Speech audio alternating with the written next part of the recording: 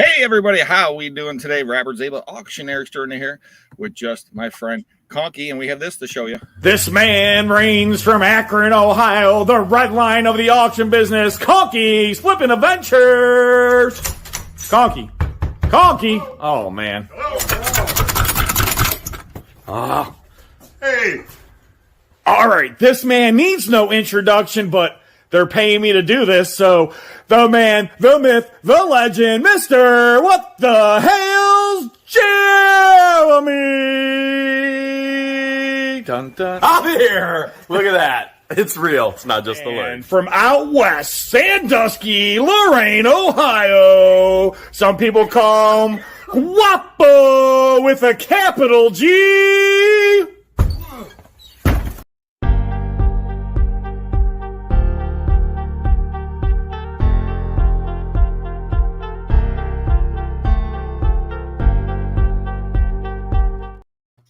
Dun, dun, dun, dun, dun, dun, dun.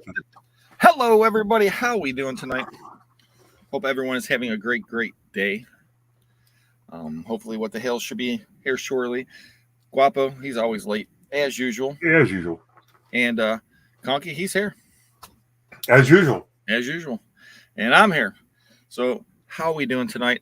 Thank you for joining us on Auctions Anonymous, and so much going on as usual. Crazy week. What do you think, Conks? Well, yeah, I mean, I think I went a little bit overboard with buying at auctions this week, but What'd you buy this time? well, I bought a bunch of stuff off of high bid. Some of that was from your auctions. Oddly enough, I didn't get any slot cars. Yeah, what's up with that? You know, there's just so much other good stuff to buy. I let the slot cars go to the crazy slot car people, and I hung back and bought some other stuff. Nice. What happened to you Saturday, Conky? What's that? Saturday, what happened to you? Saturday, what happened to me? Ladies and gentlemen, Saturday there was a live storage unit auction. Conky's neck of the woods. With Dean, I can't say his last name because I'll get demonetized. And So you want to know what happened to me Saturday? I thought you were coming to the auction. The auction started at 10 o'clock. Right. I thought you were coming. I woke up at, I think it was like 5:30. Something Eddie was doing, barking his butt off. Once we got him settled down, I took a little nap and woke up at 10 after 10. And so, well, it's a little late to go to the auction. So you didn't bring my stuff there, did you? I did. Oh, I'm sorry. It's okay. But then I bought a unit. Then I'm like, if I don't fit everything in my van because of Conky's stuff. Well, you could have called me. I'd have come and picked it up by then. I could have. Is that a Scrooge McDuck? Whoa. It was. Break it. No. Hold on, full screen, Conks. Yeah, I got this out of the one unit. Nice. And I always loved Scrooge McDuck, Huey, Dewey, and Louie. My dad used to read us the comic books when I was a kid. And then they had to show DuckTales on when I was a kid. And I used to watch it. DuckTales, woohoo! So it was a little crazy. Yeah, I love Uncle Scrooge. So I had to keep that one for myself. Well, yeah. I mean, you can actually drink out of it, or you're just going to put it up on the shelf and look at it. I'll probably I got Batman ones like that. I got some other superhero ones like this. But I don't have Scrooge. I've got a bunch of those. They're in a bin right over there that I had when I was a kid. But it's mostly, I think, the Popeye glasses. I've got a Sylvester glass. I think I drunk from that tonight. And there's a few others, character glasses that I have. I think those were all like giveaways from like McDonald's or something, weren't they? Or Burger King? Yep. These ones I believe are Burger King. Could you imagine them? They wouldn't do that today, would they? I mean, they still sometimes they'll give away glasses, Conky. Really? Yeah, but a lot of times those would be like, I'm assuming that the company that's doing the promotion pays part of the money. Yeah, maybe. But hello everybody. We do appreciate you guys so much. You didn't see yesterday's video. That's what we're talking about. The storage unit on Saturday was a live auction. Bunch of YouTubers were there. Even Guapo, he popped into my video. If you haven't watched the video yet, someone's like, "Where's Just Jeff?" Well, Just Jeff doesn't work every day. He wants days off for some reason. Can you believe that, Conky? Every once in a while, like on a Sunday or something, it's nice to have a day off. Yeah, so he wants these days off, and so I gave Jeff. He had the day off Saturday, so I went to the live auction. I bought the one unit, $100. I seen some mid-century modern furniture in there. There's some boxes, everything else. I figured for $100, and I was like, I think I can fit everything in my van. I had to break up some furniture, but the furniture was not in good shape, so I broke up the furniture. It needed to be broke up. Mid-century modern furniture is nice. Brand new Lennox plates. Brand new. I found a sterling silver necklace. I found some Tiffany crystal. You guys got to check out the video. So for $100, it was a good unit. And Harriet Williamson Looney Tunes were from Hardee's. I have a bunch. Yeah, they do have the Looney Tune ones. I know I got a couple glasses. Let's see how far I have to go to grab a couple. Guapo. Hold on. Can't see it. I know. I got full screen myself. Let me get the light right. Oh, nice. Aquaman, huh? Let's check out that Aquaman. Dun-dun-dun. That's in good shape, and that's probably a pretty rare one. I don't remember seeing that one. Yeah, it's a rarer one. There were some of them. Guapo had a bunch of them, and I bought a few off of them. I got the Green Arrow, a couple other ones off of Guapo. But I have Batman, Robin, the Joker. And, yeah, so what the Hales I want to ask him about. Do you see my thumbnail? Oh, it's got the judge on it. It says, "Don't judge me." There's all kind of ways you can read that one. But he's not around, huh? No, they were saying that it sounded like he was at Bubba Q's with doing the karaoke night tonight. No, I'm talking about the judge. Oh, the judge. Oh, well, we could, you said the link to the judge, the biases? I said, it sounds like he's not around anymore. Oh, he's still around. It's hard to tell what's going to happen there because Jeremy has to win his, I don't want to call it an appeal, but he went to the appellate court to ask that the judge be removed from the case, and I don't think he's heard anything yet. It's always, well, it takes forever, court. Well, yeah, I mean, you look at some of these cases, and they go on for years and years and years. It could be a year before anything happens again. There's only one people making out. The attorneys. Yeah, they get rich. They charge by the hour. Yeah, I know a few attorneys, and I don't know a poor one yet. Well, I mean, we all charge. I charge by the hour too, but I mean, I don't. No, I know. I'm just saying they charge by the hour. I'm just saying the hours stack up when it goes years and years and years. Yeah. It's like if you went to a place and you kept fixing the same equipment and it took you 3 years to fix the one piece of equipment, and you're charging every time you're there. Well, yeah. But that's the way it works, I guess. They get their money. So, I mean, Jeremy's going to wind up buying this guy a house or buying his kid's college, education or something. But by the time he's done. Well, I told my wife with the orthodontist, man, that guy. I said that Rolex watch he's wearing, I think you paid for, babe. Yeah. Uh huh. I don't know.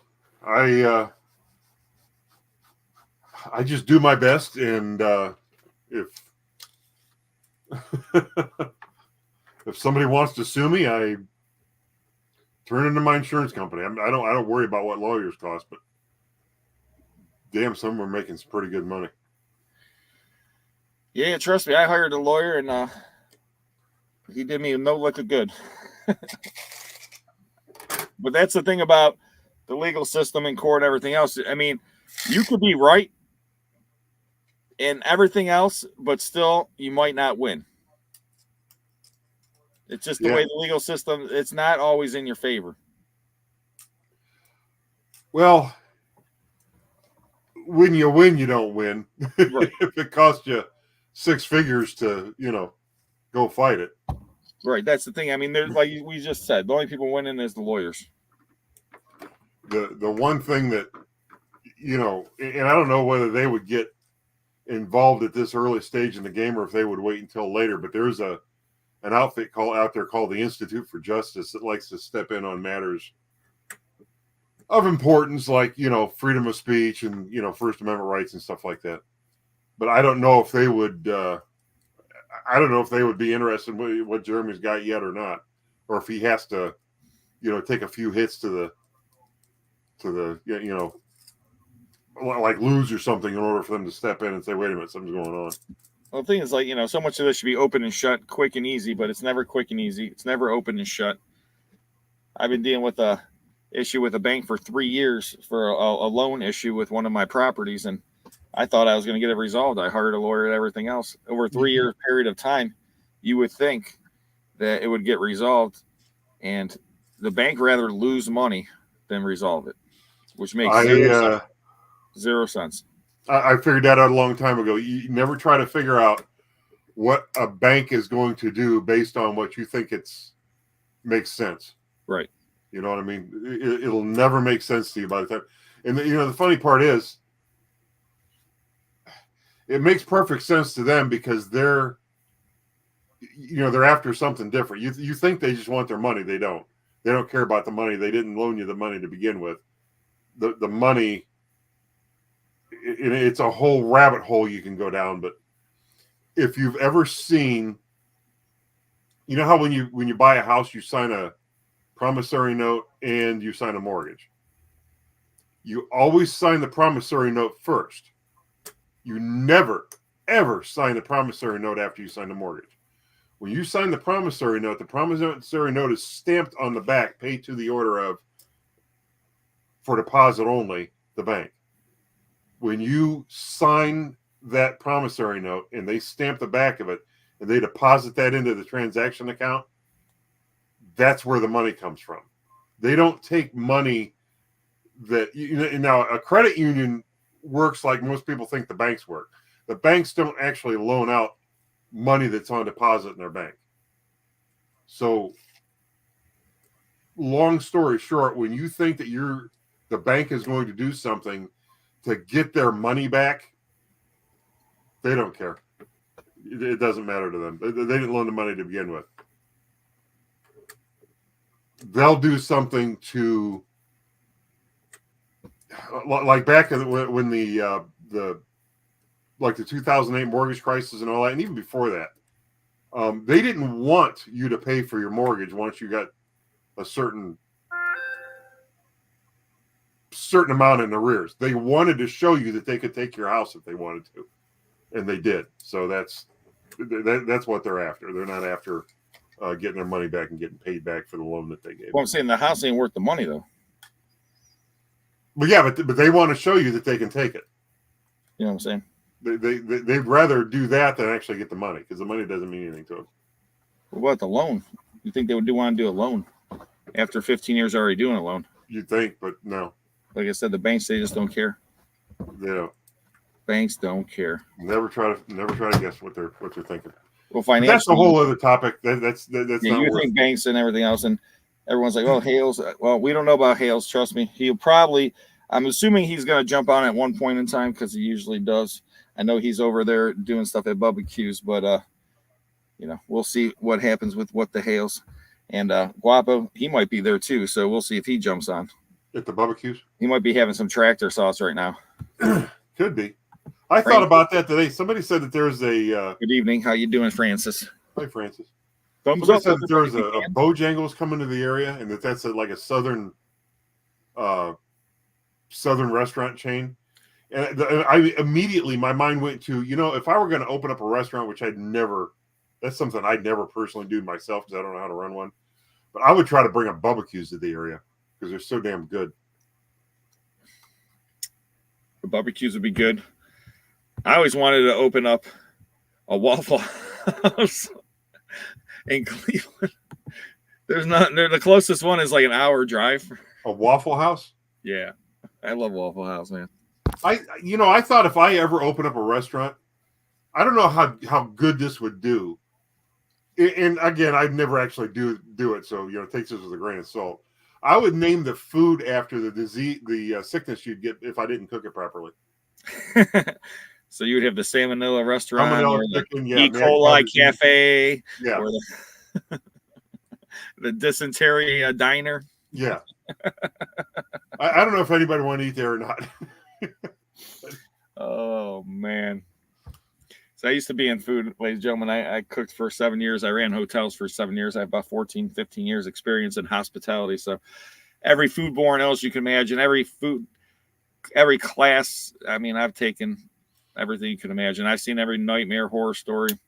I've had to read about legal law, about stuff, all that stuff. So I go on and on about all the horrible things you could get from hotels and restaurants, and from Legionnaire's disease to listeria to.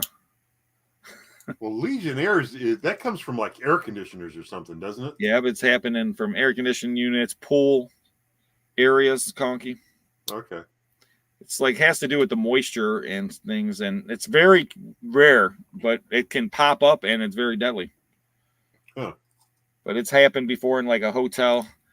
The other things is CO2 poisoning hotels. Yeah, you got to have your. Do I make waffles? I used to. I typically, if I make breakfast for the kids, I make them French toast. I make my special French toast. I haven't cooked very much in all these years. My wife's a wonderful, awesome cook, so I'm lucky on that. So I mean, very blessed. So I don't have. I should cook more for my family. I thought about starting a cooking channel on YouTube. I thought about starting a bunch of channels on YouTube. All my free time though, Conky. Yeah, not like you don't have enough, wrapped up in the channel you got. Yeah, I mean, right now I put out. I was talking to Jeremy yesterday. I talked to Jeremy probably for about an hour and a half yesterday. I was talking to Hales and about all kind of stuff, from YouTube channels, the storage units, to all the stuff going on in Otter Creek, to the stuff going on in Cleveland, to all kind of craziness. But man, Otter Creek, I could talk all night about that place. Too much craziness going on there. And then storage unit wise, we were just talking about different ones he was looking at, ones I was looking at, and 2 units I was looking at today, Conky. One sold for $20,000, the other one sold for $10,000. What was in it? Pure There was gold? comic books, there was toys, but the guy was selling comic books. So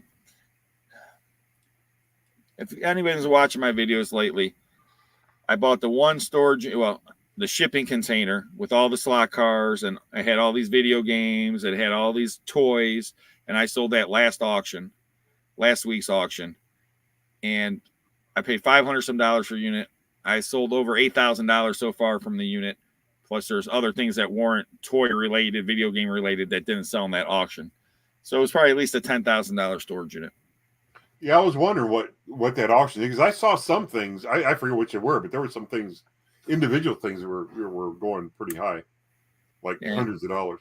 And lots, almost 90, I would say 95%, 94% of that auction came from that unit. Wow. Even the stuff I bought, huh? Well, I don't know. I didn't look to see what you bought. Because Saturday, the auction wasn't over yet, so I only brought your 2 items. Well, and what I was going to say is don't bring anything to this Saturday's auction. Bring it to Sesson. Okay. I'll get it from there. And speaking of which, guys, if you don't know what we're talking about this Saturday, live, Painesville, Ohio, Auctioneer Extraordinaire, live storage unit auction. First one's at 9 o'clock. Second one is at 10 o'clock. We have Lake Self-Storage and Chestnut Self-Storage in Painesville, Ohio, this Saturday. I'd like to just add, if you could go back and before you announce the first time, just preface that with the words, the ungodly hour of. The ungodly hour of 9 a.m.? Of 9 o'clock, yeah. You can tell we work for ourselves, huh, Conky? Because I got to get up at like 7. Listen, I inherited the storage unit auction, ladies and gentlemen, okay? So let me explain this.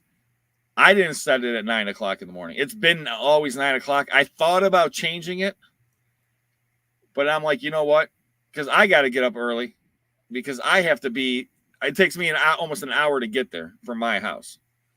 because I have to go out to Painesville. I'm not anywhere close to Painesville. Yeah, it Ohio. takes me like a little over. It takes me like an hour and 5 minutes from here. Right. I'm southwest of Painesville, so I got to go north and then east to get to Painesville. So I got to go half hour. So it takes me about an hour.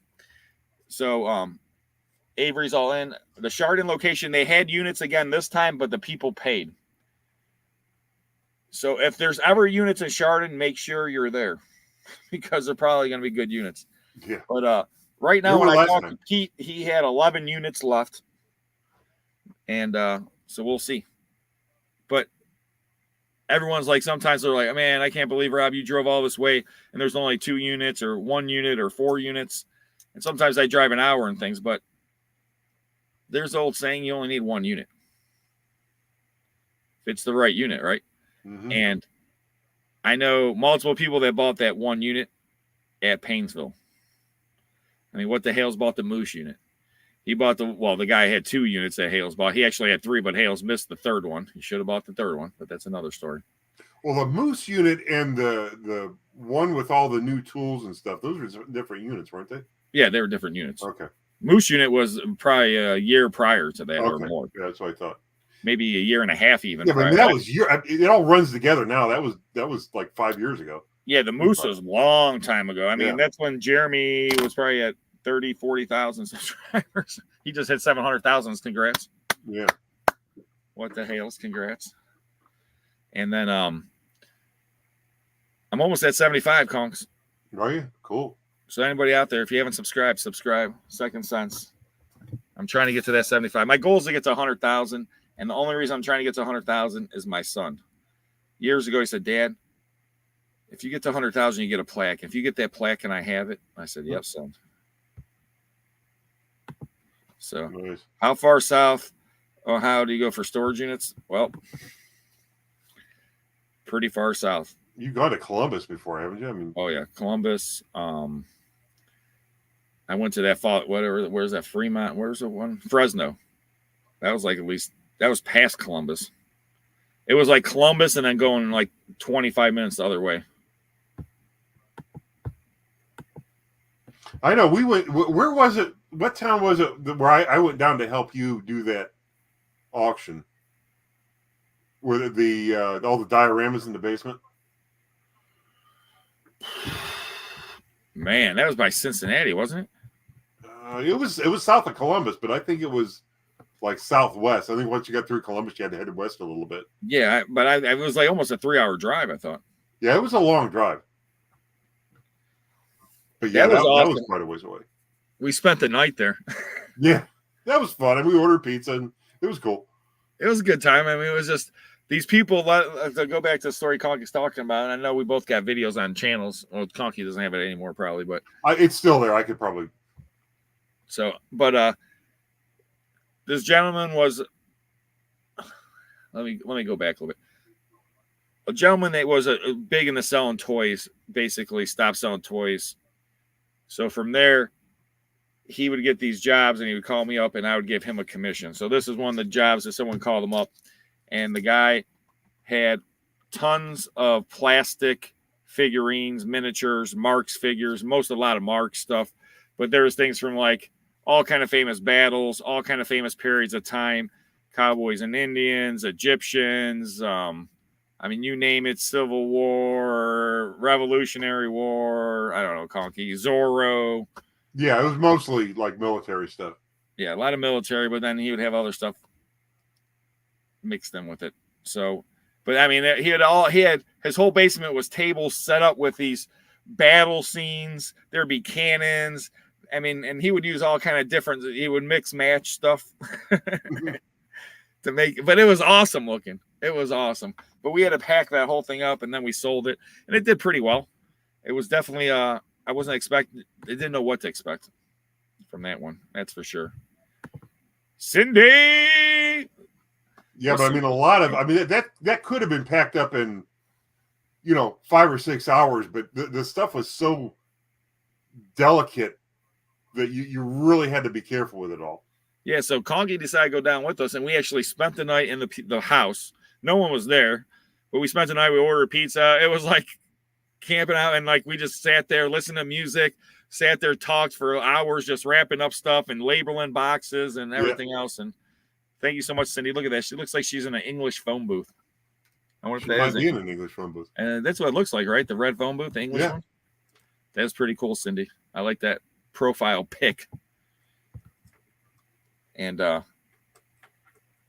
someone said it was chill coffee. There you go, Conky. Yeah, it might have been. Yeah, that sounds about right. But, you know, I bought a storage unit in Indiana. I don't think I put that video out yet. No.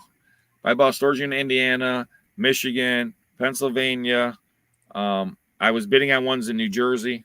I'll go anywhere for a storage unit. I'll go anywhere to do auctions. If the stuff is worth the money, I will travel anywhere in the country and set up an online auction. You know, Jeff's ready to go. And we went to Maryland to look at a toy collection. Yeah. How long did that take us? Like 8 hours, 9 hours of driving? It was a long day because I remember we left at like 5:30, 6 o'clock in the morning from Austin town. We met there. Then we drove out there, looked at the collection, tried to buy it. That's a whole other story. Drove back that night, and I think you dropped me off where you picked me up at about, was it like midnight or something? It was long. It was a long day. And it was disappointing. At least I bought a few things. Yeah, I mean, looking back on it, I wish we'd have spent the night out there because that meant we could have bought something, significant. But no, looking back on it, what we should have did was say, listen, you want all this money for that? How about just everything in the shed? Yeah, we should have done something like that. And then bought the stuff in the shed, and then maybe worked a deal of a couple other things in the basement and everything else. But hey, hindsight's 2020. There's not much we could do about it. We thought we had a deal. I had the cash money ready to go, and it fell apart. I'm still hoping they call you. Anything's possible, Conky. So you never know. I mean, it could be. I've had people call me 5-7 years later. So yeah. People talking about people high prices too high. I'm doing a state auction for these people, and I already did one, and it had over 900 some lots. I'm working on the second one, but they did estate sales there, and like I'm looking at prices on this stuff, Conky, and I'm like, $100. Who's gonna ever walk in here and pay you $100 for this item? Who? Or $50 for this. I'm just, I sell stuff all the time, so I'm just like, there's certain items you can bring money, and there's certain items maybe will bring money, but there's certain items you just know are never going to bring money, especially if they're broken or chipped or damaged. I don't know. I'm still thinking of that last live auction I went to where they were bidding hundreds of dollars for things that you could get on eBay for $10. It just blew my mind. I couldn't even believe it. You said we should bring a bunch of stuff and take that to consignment on her. Well, we should, yeah. See what happens on the second time. It probably won't work again. You know how the luck goes, Conky. They were. You had to really be careful buying stuff there because it was expensive. What those guys were paying. Wait, you see this storage unit I bought. I'm going to give you guys everyone who's ever watching. Shh, don't tell everybody. All right, so tomorrow's video, Conky. What's tomorrow's video? I bought a storage unit. You're not going to tell anybody, will you? No. So I bought this. I bought the storage unit, Conky. Lady's been there 9 years. The lock was cut off 43 times. 43 times a night. Do the math, Conky. There was 43 cut locks in the floor of that storage unit? No. But it's been cut off 43 times. I was going to say, they'd have to rent a storage unit just for the damn locks. It would have been nice, because you know how much I would have gotten scrap? For all those locks? Yeah, that's pretty good money. Yeah, they're either stainless steel or brass. Wow. So. But you actually got it this time. This is a different unit. This ain't the same unit as I showed you the one time with all the picture with all the locks. Mm-hmm. This is a different unit. So the manager, well, here, let me see. This is what I'll tell you. Here's your sneak peek, Conky. You asked for it. For 9 years. 9 years? Oh my gosh. 43 what? Life lesson. They were the ones that they would always pay it last minute the day of auction, but not this time. Surprised. Hey everybody, how are we doing today? Not this time, Conky. Hey, guess what? Everyone that didn't think, what the hell? There he is. Are you guys there? Yes. Are you? We are here. Are you here? Is any? I can't hear you. Can you fix? Is something wrong with your microphone? I can't. You're not a nice man. Is this thing on? Is it? What? Well, Jeremy, we can tell you that your nose is clean and your ear is clean. Well, thankfully, I was a little worried, to be honest. Who's trimming your I ears? was a little worried. Does your barber trim your ears like that, or? Dude, you know what? My left ear is growing hair inside of it, and my right ear isn't. And I can't figure out why. And it's so weird. Well, I can tell you, my right eyebrow gets like crazy long eyebrow like hairs, but my left one doesn't. How weird is that? When you put your phone up to your ear to talk, which ear do you put it up to? I'm putting it up to my right ear because I'm deaf in this one. Okay. Well, then that's why your left ear is getting all the hair. I can't hear you, Conky. Your left ear is getting all the hair. Hey, Let me try my left ear. It has more hair. are you sure George isn't stuffing hair in your ears at night? You know, George stuffs a lot of things in the holes in my body, and don't take that the wrong way. Whoa. Hey, remember. And she just said you should try it sometime with Noreen. George literally just said you should try it sometime with Noreen. Don't. Well, that's how I get so tired of her sticking things in my holes. Hey, George, did George sing a song tonight? Yeah, she did. She sang Boot Scoot Boogie with Deanna. Oh, nice. And Sweet Caroline, and Deanna sang Achy Breaky Heart with me. Deanna the rapper? Deanna was rapping. It was crazy. Sounds like, crazy. Everything is crazy in Florida right now, guys. Don't break everything. My heart. My achy breaky heart. I mean, we found out Deanna's a rapper. Levy County Sheriff are going to go back and arrest John and Lynette. They got the video that they need today to go and make the arrest. So they should be arrested tomorrow, Lord willing. If not, very soon. New owner of Bubba Q's in Trenton. Man, everything is crazy. Are you telling us that you're the new owner of Bubba Q's in Trenton? Say that again, Rob. Are you the new owner of Bubba Q's in Trenton? I wish. Oh, okay. With karaoke, I would have bought it just for karaoke. That's what I was hoping, remember man. when your knees were burning the last time you were at Trent Barbecue? Yes. But keep in mind, I cannot purchase. I can't do anything with all this legal garbage going on right now.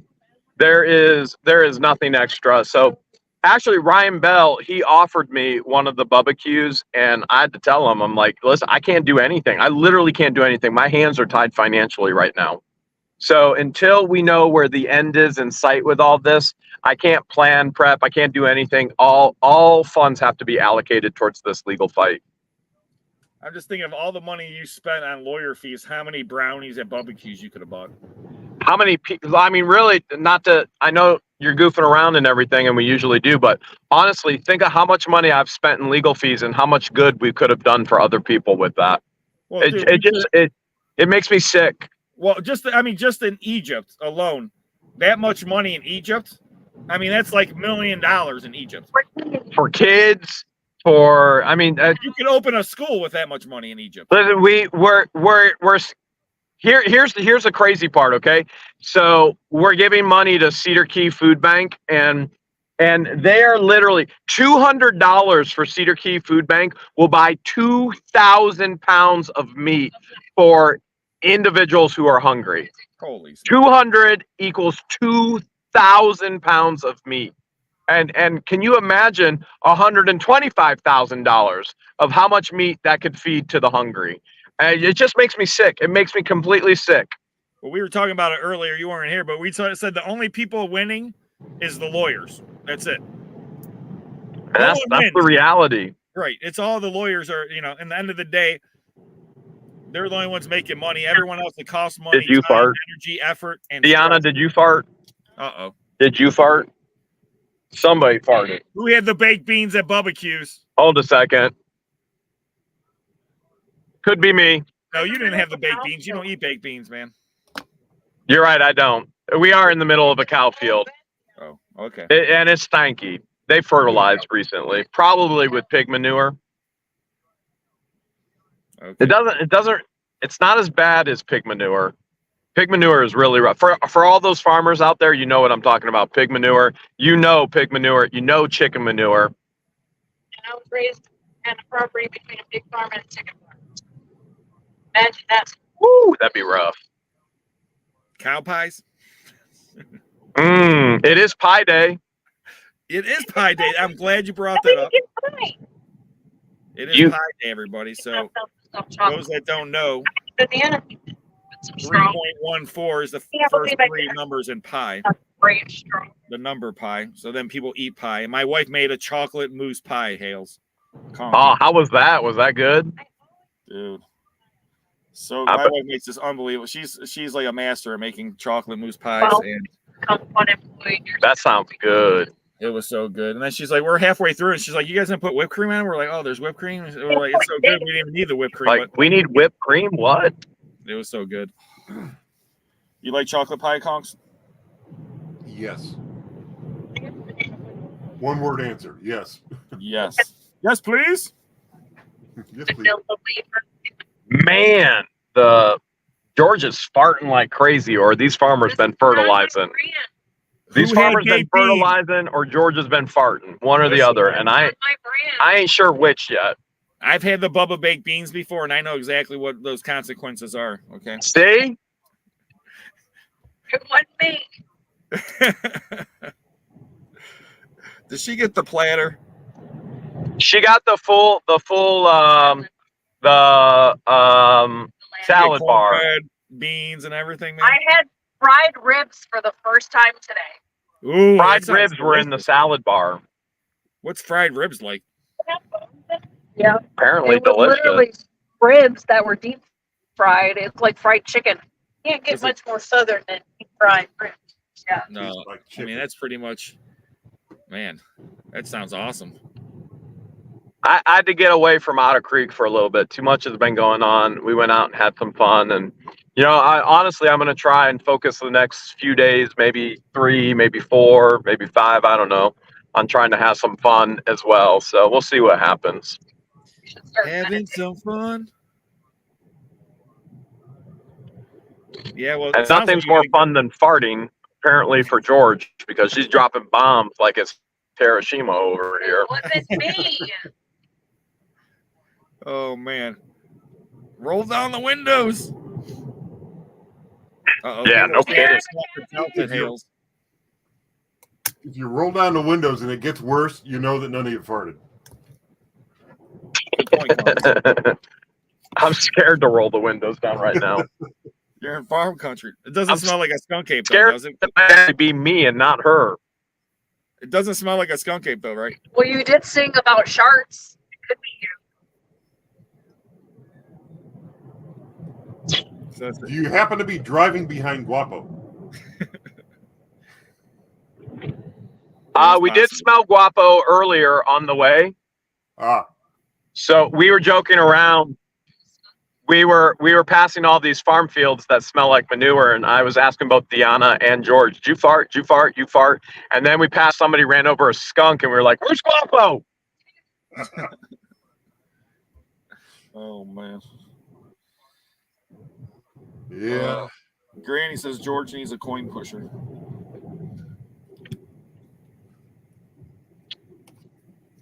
A coin So- push. There ain't no money for that. Nope. It ain't free to coin push, ladies and gentlemen. No, there's a buy-in. Who was I just talking about that the other day? Somebody came up and they were talking about that. I don't remember how it came up. And somehow they're asking me about Hales and coin pushing. I'm like, yeah. I just tell everybody the coin pusher's in his basement, just like you thought. Just, you know, leave me alone. What? Now all we need to do is get a basement. Yeah. There you go. If we only had a basement. Listen, I'm gonna break it right here to tell everyone the truth. The actual coin pusher was in his trailer, and then Marilyn Raby Sucks Drive Gravy stole the trailer with the coin pusher in it, and that's what happened to the coin pushing videos. There you go. I had it figured out, Hales. You're onto something there. Yeah, I knew it was in that trailer, and that's why she took the trailer, because she wanted a coin push. Should we take Deanna coin pushing when all this is over? When all this legal stuff is done, Lynette and Crook are in jail. Should we take Deanna coin pushing? I think it would be awesome. I think she'd be good luck. I don't know if she could handle it. Well, it might blow her mind, but yes. I kind of feel like our coin pushing days are over. I feel like it's done. Right. I think you need Oh, to she push wants it. to go magnet. Yes, magnet fishing for weapons. Deanna wants to go magnet fishing, not coin pushing. Well, everybody in the chat's saying yes. She don't want to do it. Okay, well, there's your answer. She wants to metal detect and go magnet fishing. Magnet fishing. Interesting. Magnet fishing can be fun. I don't even want to magnet fishing like you. I don't want to know the stuff I'm pulling out of the street. Magnet fishing is about as boring as real fishing. It's hours and hours and hours of casting and nothing on it. And then you have to trim it down to, hey, we found something. You literally can go for days and days at a time and find nothing. But when you find something, It could be a knife. It could be a weapon. I wonder how many of those people throw their something in the water before they catch their something. Well, they just said that these guys were using sonar to look for fishing spots or something in some river, and they just found a car in the river about 8 to 10 feet down, and it was missing persons. 2 people have been missing since 1976, and they found remains in the car and everything else. So just imagine if you're magnet fishing and found a car with people in it. From I would get freaked out. That'd be. I don't think I could handle that. I wouldn't want to see that. That would be the I don't think I could handle that. I mean, I have a weak stomach as it is, and like I can't even find all these women out there that watch this crime investigation, mass murderers, serial killers. Like she wants to watch this stuff, and I'm like, why would you want to put this stuff in your head and know that there's freaks out there like that? It's all about putting the pieces of the puzzle together for me. I am like, I don't want to know how bad people are. I don't even want to know. Just, I already have issues with psychotic neighbors. I do not want to know about serial killers. You think that's bad, Hales? You know what my wife watches? Like Dr. Pimple Popper and stuff like that. And Okay, that's bad. That's gross. it's so nasty. I'm like, or she'll watch like the surgeries, like they're like taking tumors out of people and stuff. I'm like, how can you watch this? Why are you watching this? I'm like, oh, That's bad. I don't want to see anyone getting surgery, big chunks of tumors. Like the one person, they took out like 100-pound fatty tumor. And I'm just like, Oh, they ow. put it on the table, and I'm just like, oh my gosh. Thank you, Bonnie. We got crazy auction this Saturday, and we got storage unit auctions this Saturday and next Tuesday. We got all kind of crazy stuff. Look at www.secondsense.com. You guys have auctions in Ohio? Well, Saturday, Tuesday, and Wednesday.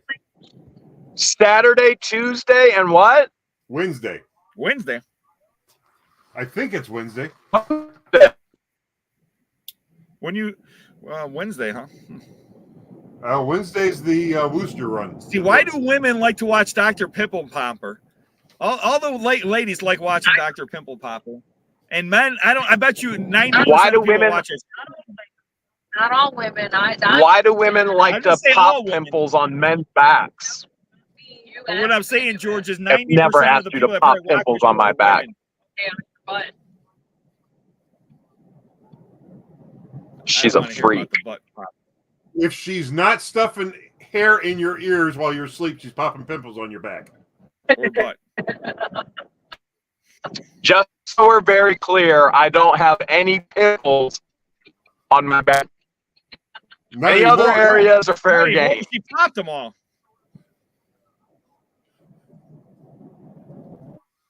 You are clean, buddy. tease the hairs out of your ear. Ain't happening. But more of a tweezer than a popper. Conky, why is it you get to make out with Noreen all the time and I get stuff shoved in my holes and hair tweezed and pimples popped on my butt? I live a better life than you do, Jeremy. I guess I don't know. You're living the good life, Conky. Yeah. You're living the good life. Yep. Listen, Hales, you see Conky's hair? If you had hair like Conky's, you would be living the good life. It's the hair. It really is the hair. See? I swear, I have Conky. I know I could, but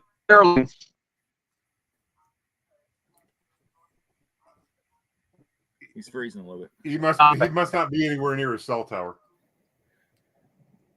He's not close to his place. There he is. Maybe. Hales? He's back. Is he back? I see his head moving up and down. Baby, I'm back. Hey, look at this. Oh no! I just love my Conky. I love Okay. my Conky. Why am I full screen? You know why. Whoa.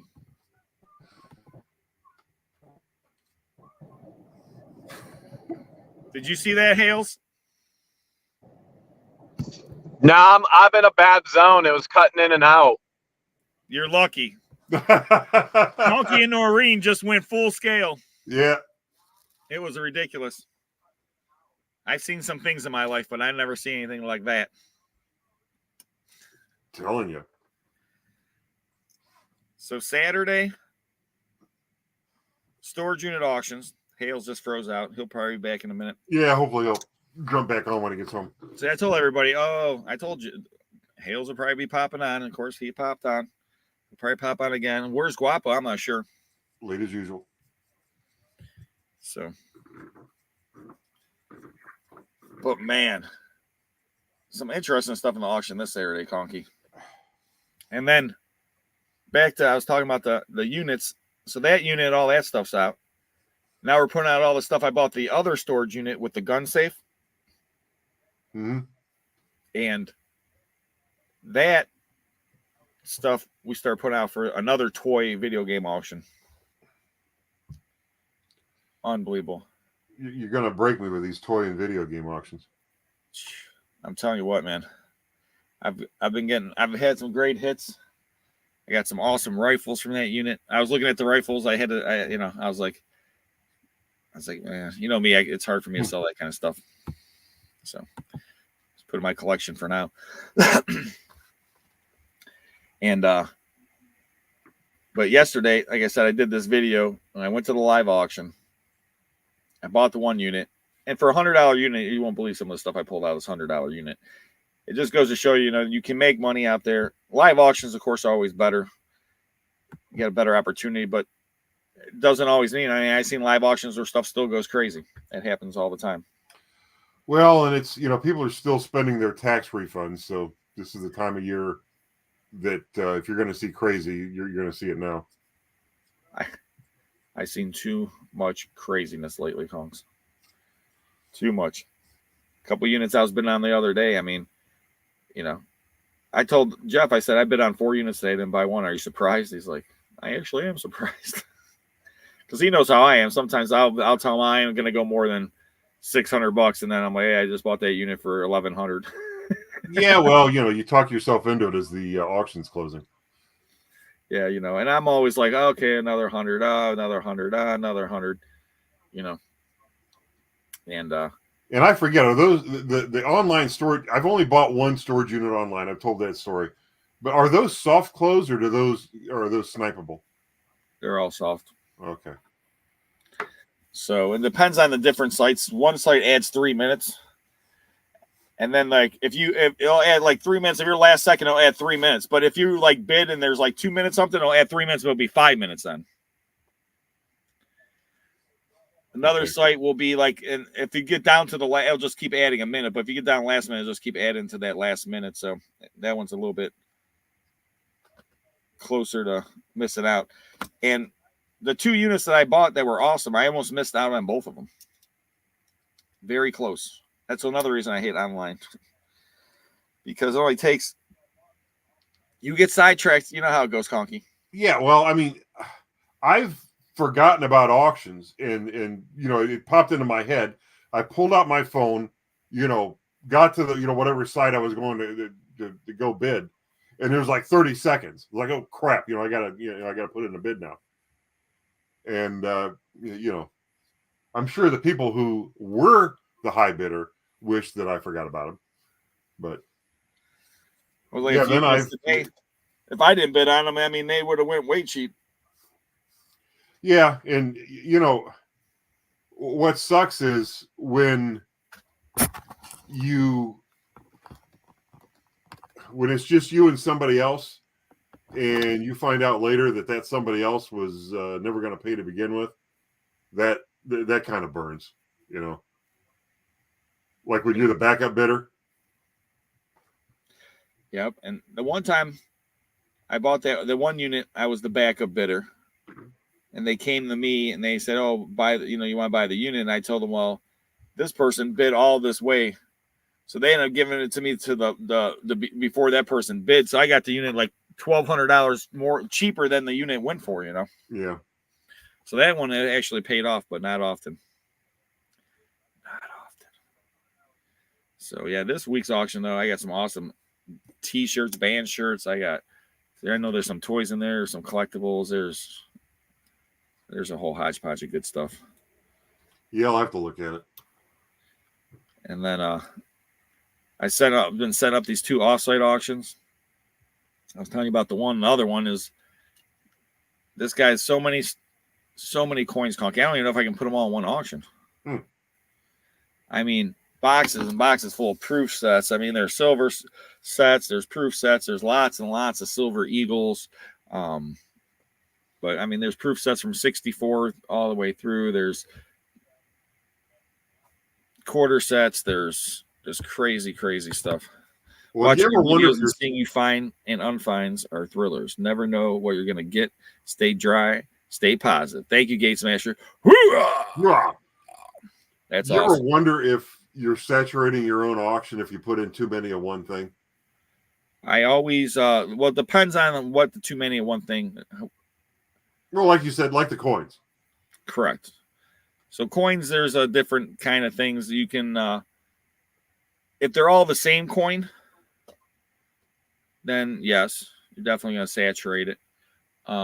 Like silver eagles, though, like it's not just coins. People are buying them for hedge against inflation and things like that.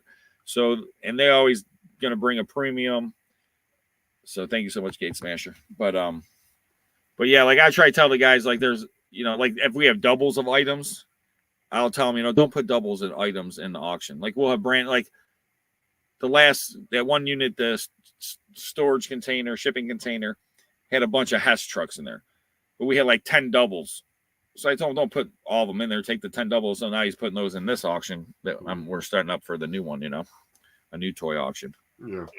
But I try not to put anything doubles. Like I try not to put 2 Nintendo systems or 2 anything like that, because it makes sense.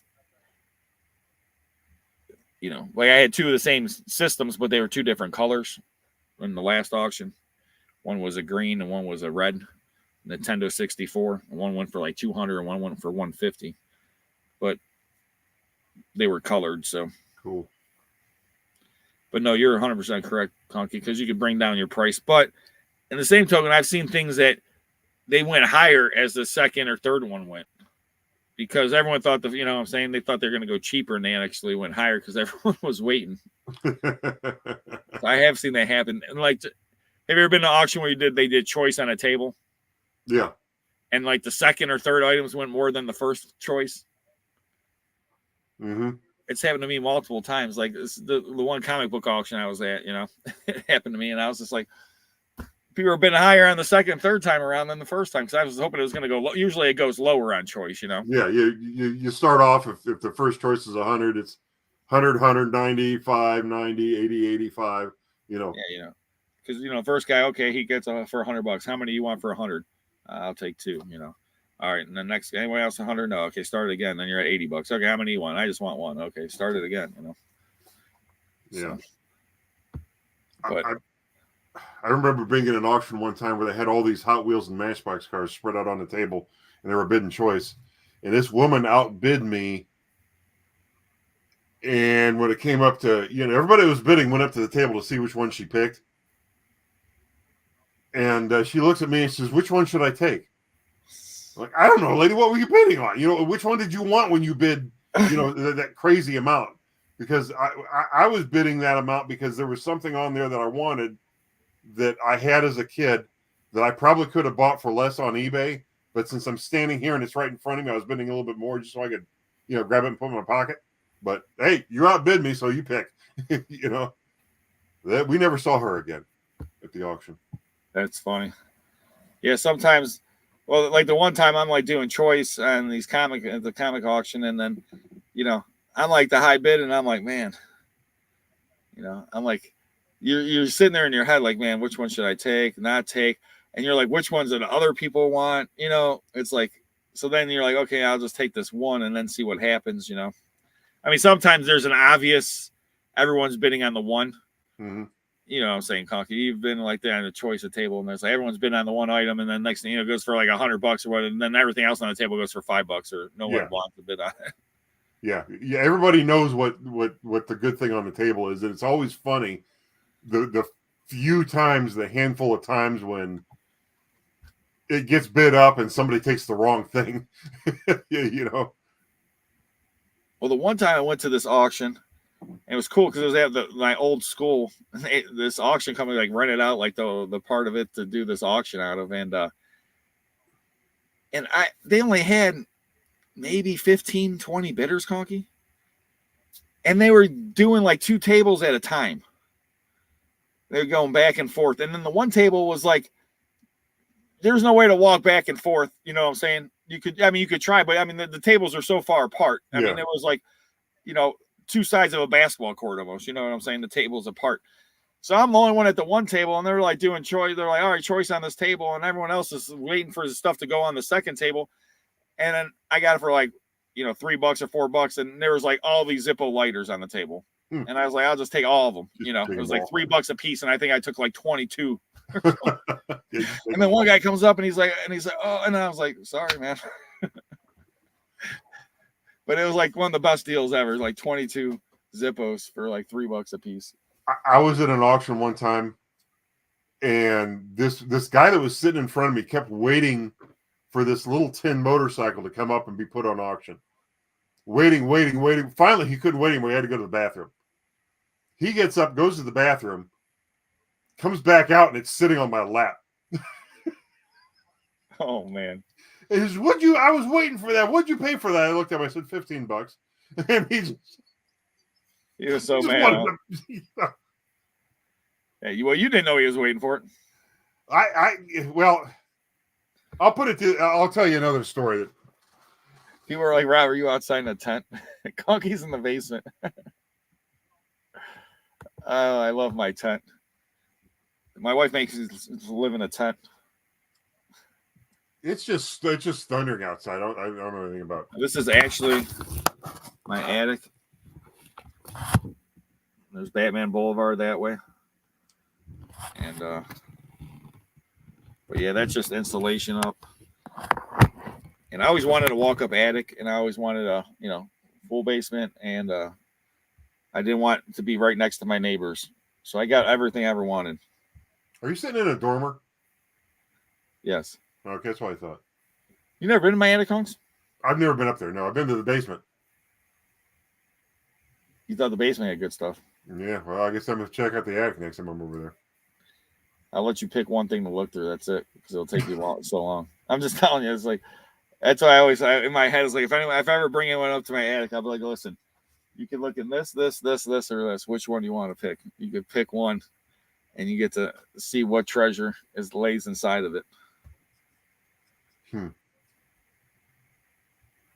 Conky knows I got some treasures. I know Conky's got some. I got a few, yeah. I never really got to see any Conky's treasures. I know I've been to your house once for some time. I think it was just dropping me off. Yeah, wasn't it dropping me off from the airport or something? Maybe. No. Wasn't that one of the times we drove back, or no? It might have been. I forget. I don't know. It was a trip back from Hales from Camp Hales, but I forget whether it was when we drove back with Jeremy. No, when we drove back with Jeremy, I took you home. Right. It was probably when we came back from the airport. You brought me home. There you go. That's right. You picked us. Your wife picked us up, and then you brought me home. I remember that now. I remember. I knew it was sometime I was been near your pad. Yeah. Your love den, as Noreen calls it.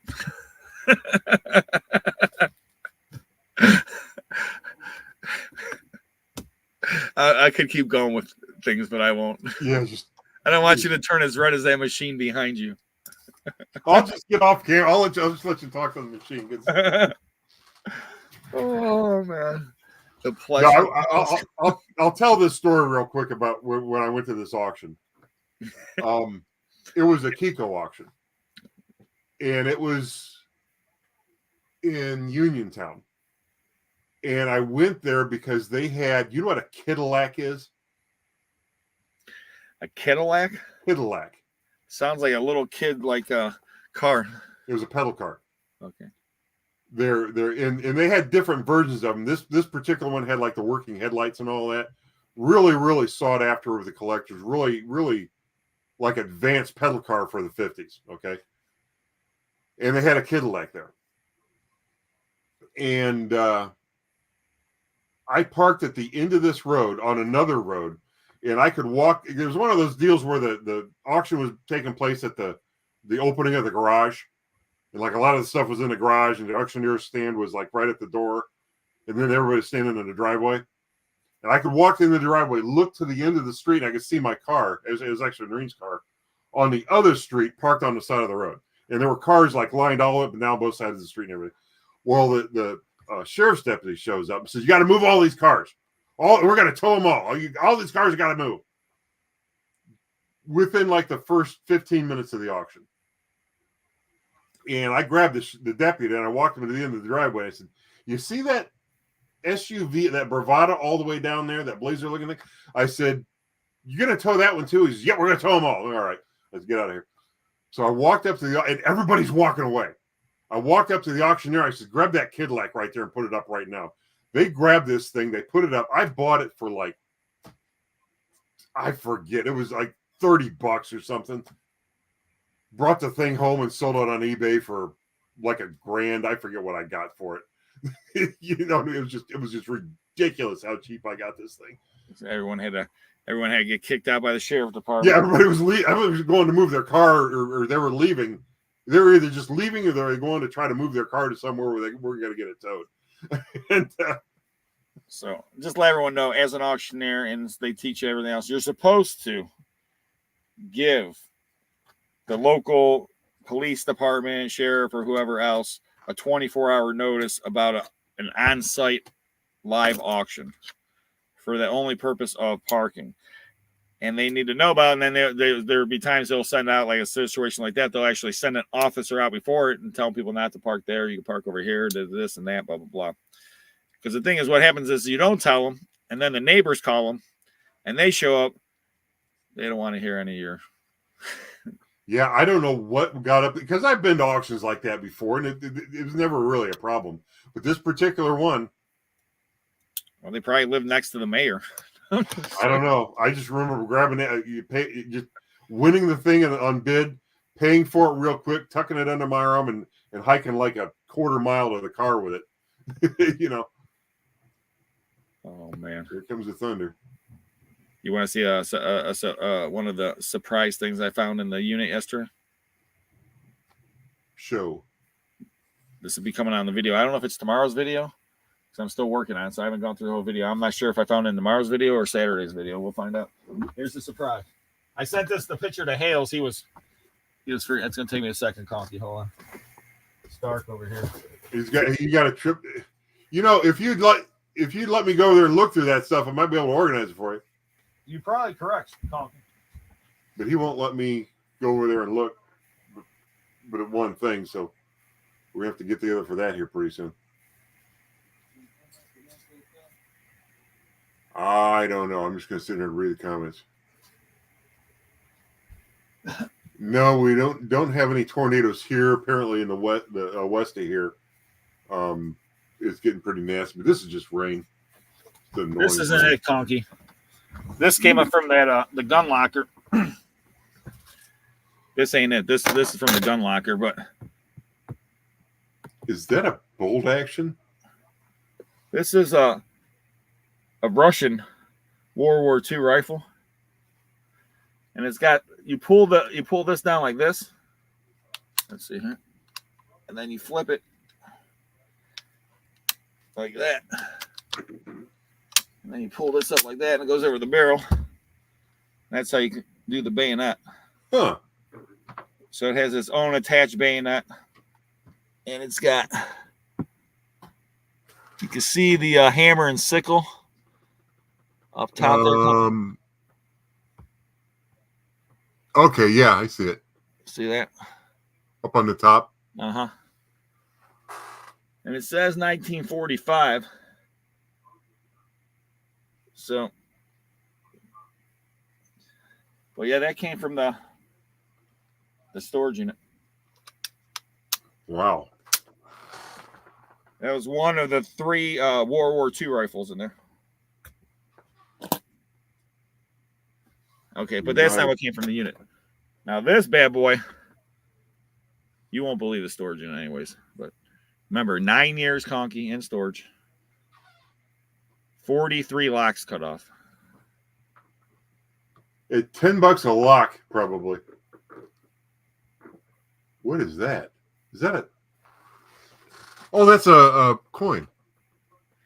A coin in a sterling silver necklace holder.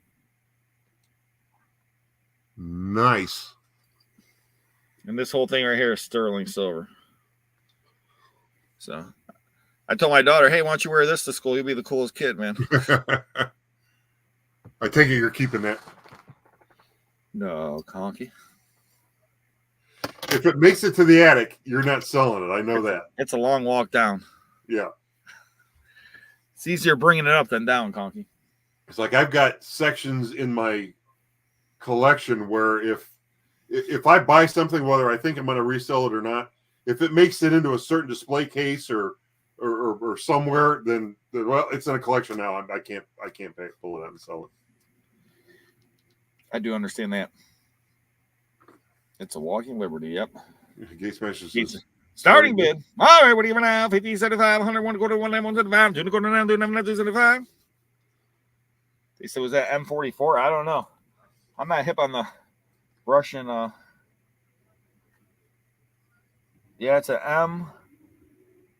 M1944. So I guess M44. 1944. Pretty crazy. That's why I love buying storage units. And obviously I do a lot of estates too. And, you know, I just love finding stuff that people stored away, hid, put aside. You know, the things that people keep will always shock me. Like this lady, I mean, 9 years in storage. I don't have a storage unit. I never had a storage unit.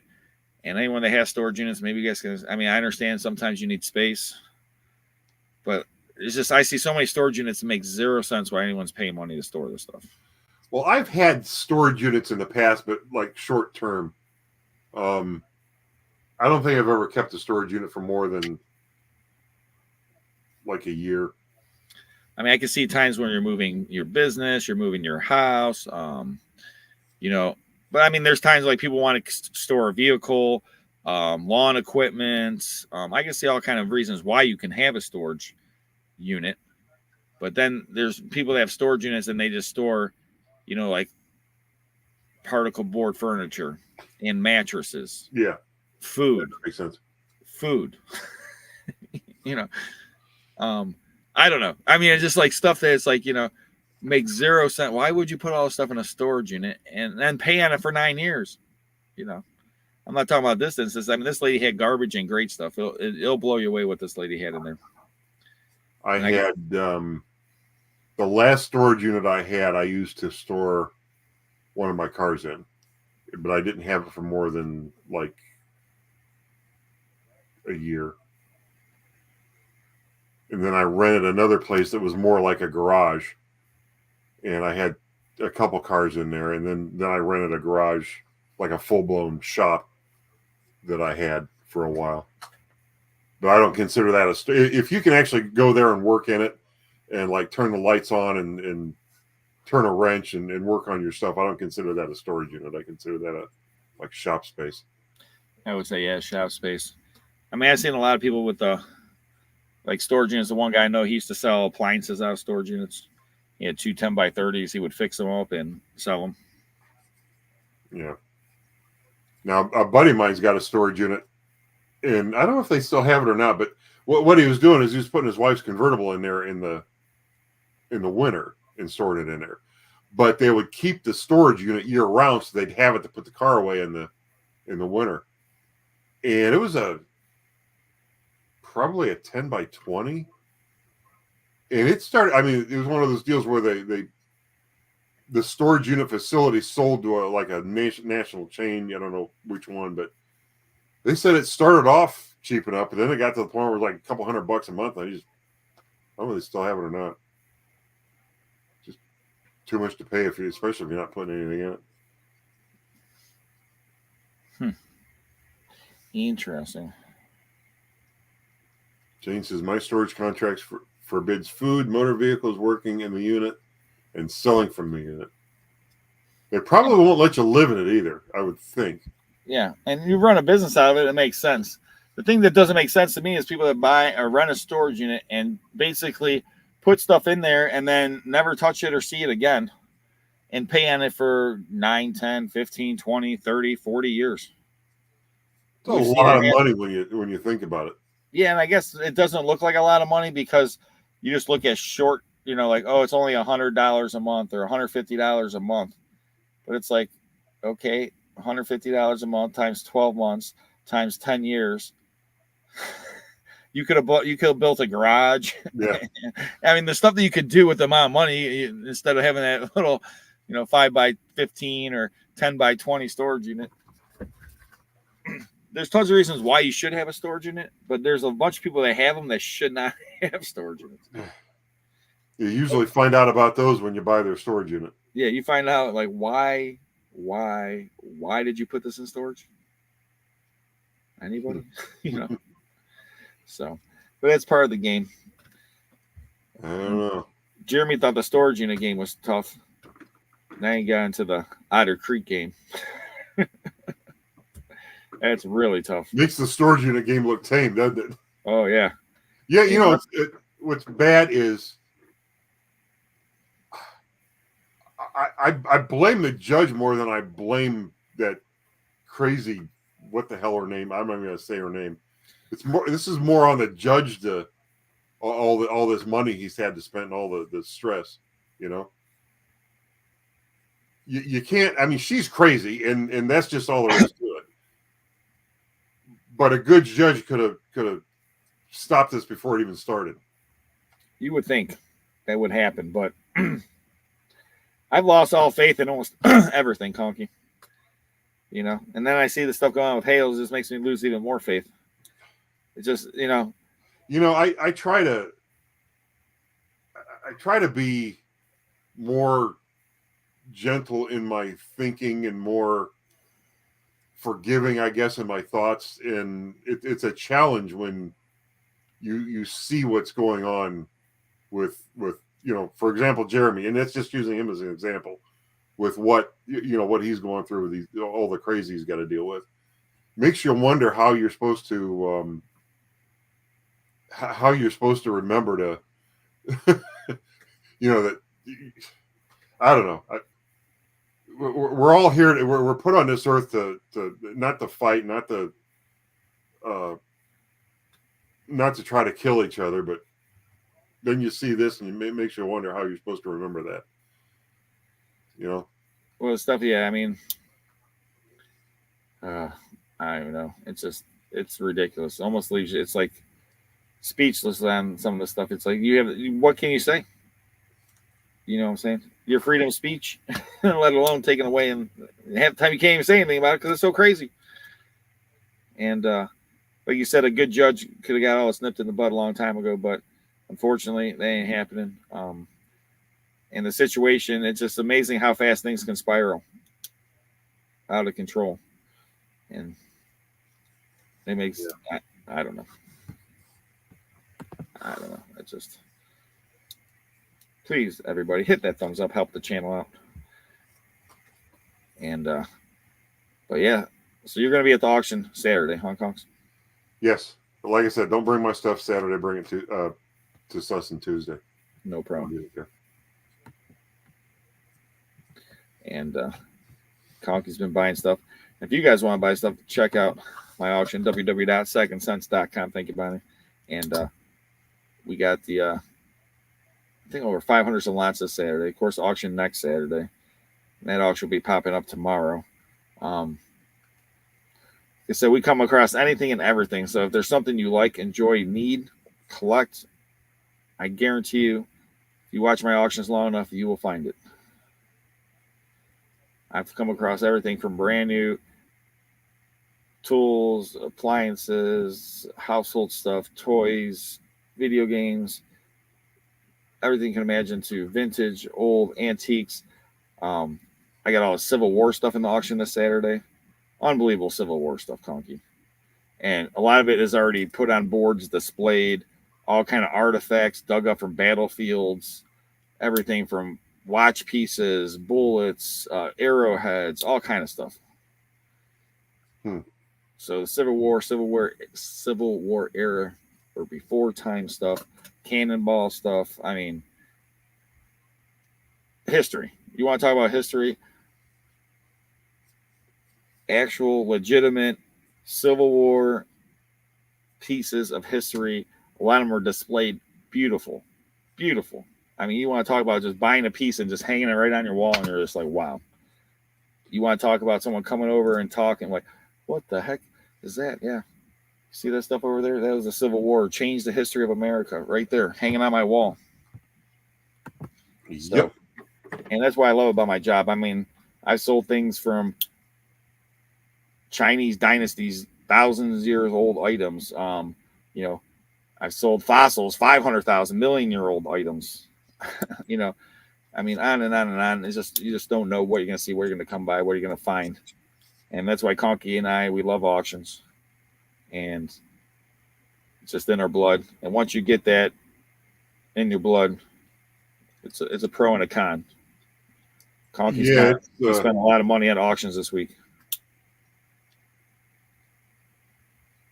Right, Conks? Yeah, and I did get a nice little surprise.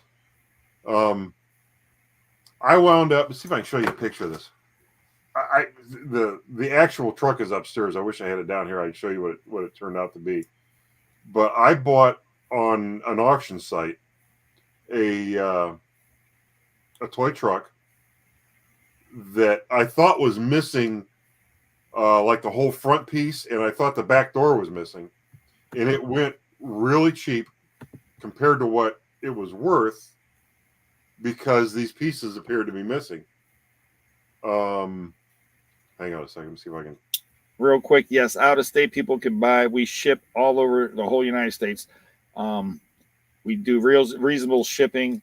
It's a minimum $5 handling fee, but Everything's professionally packaged. We've been doing all of our own internal shipping for over 15 years. So it'll be packaged and we ship it as cheap as possible. We also get unbelievable rates from UPS and the post office. So we ship so much stuff, we get crazy rates. I mean, the head guy from the post office, he comes down every 3 months. He's sitting there trying to tell us to use the post office more and give us better rates. You know, he was just there the other day. So go ahead, Conks. So I bought this. Hold on, let me full screen you, Conky.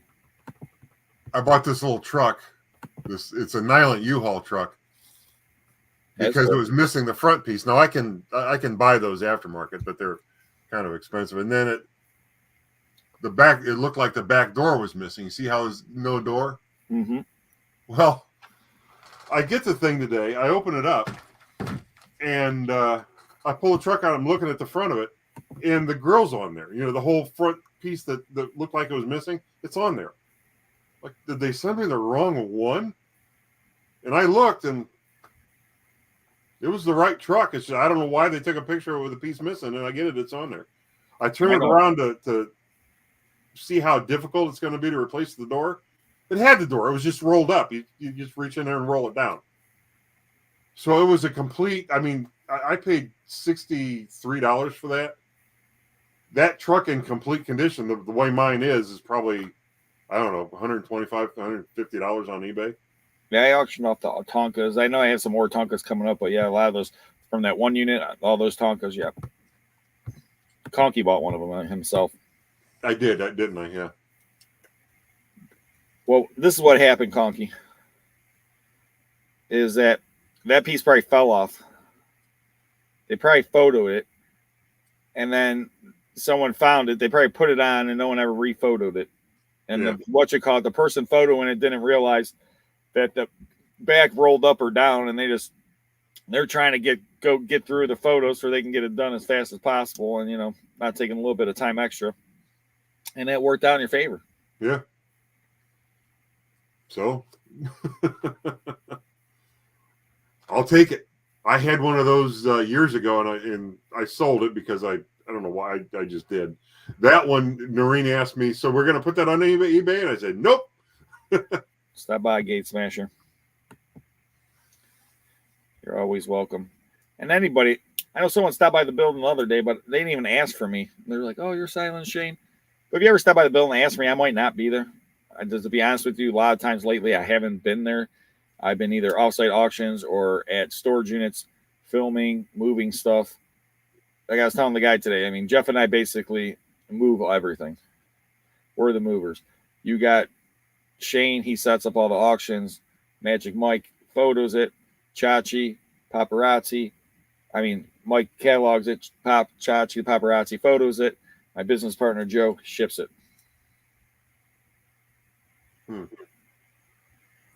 And like the auctions, people are like, how do I know if the auction has Tonkas on? You can always go click on the auctions. I'll have them up there, and there's a little search thing. You could search Tonka or toy truck or things like that in the search things. But, if they don't put it in the title right, you might not always get it. You can always look under categories, toy categories if you're in the toys, jewelry category if you're in the jewelry. Most of my auctions are themed auctions. So a lot of times I'll do toys, video games, comic books, things like that auctions. But you'll see a lot of times I'll do antique collectibles auctions, and that's kind of a catch-all.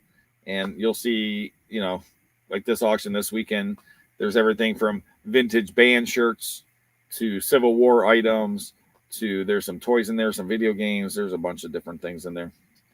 Depends on what Shane's grabbing, where he's grabbing from. If some people consignment stuff comes in, all kind of different aspects of it. So, but easiest thing to do is just you can search that way or just look through the auctions. Like I said, I have an auction every week, and there's always awesome stuff.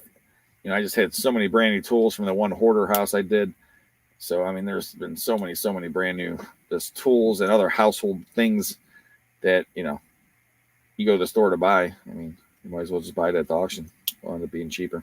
Keith says, do you ever see Triang toys? I bought that Triang bus off of you. See? A while back. Yes. Yes. We come across about everything and anything.